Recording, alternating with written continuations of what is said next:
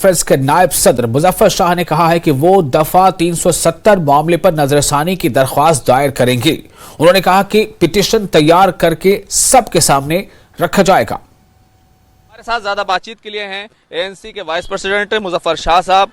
PhD member होने की हैसियत से किस तरह से की चीजें आप कर रहे हैं और रिव्यू पिटीशन में क्या उम्मीद दिखती है आपको?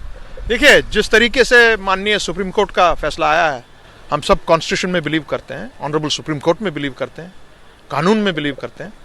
तो आप देख रहे हैं कि तमाम लीगल एक्सपर्ट्स जितने भी दिग्गज हमारे मुल्क के हैं वो इस फैसले से मुतमईन बिल्कुल नहीं है।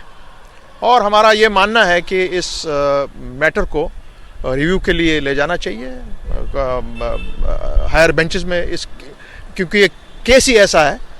और उसके लिए हमने तैयारियां उस बारे में शुरू की हैं और जब ये पिटीशन को एक शेप दी जाएगी उसके बाद तमाम मेंबरान के सामने इसको रखा जाएगा। वो अपने उसमें देखेंगे क्या और करना होगा। तमाम टीम्स के लीगल, हमारी पार्टीज़ के लीगल एक्सपर्ट्स जो थे वो बैठेंगे और उम्मीद है कि एक रिव्यू इसमें बनता है, ज़रूर बनता है।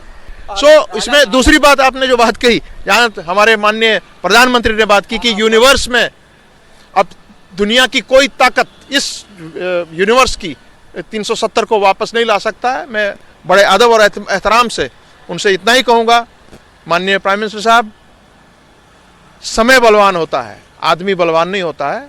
और यूनिवर्स की एक ही ताकत है, वो अल्लाह है, जिसको गॉड कहते हैं।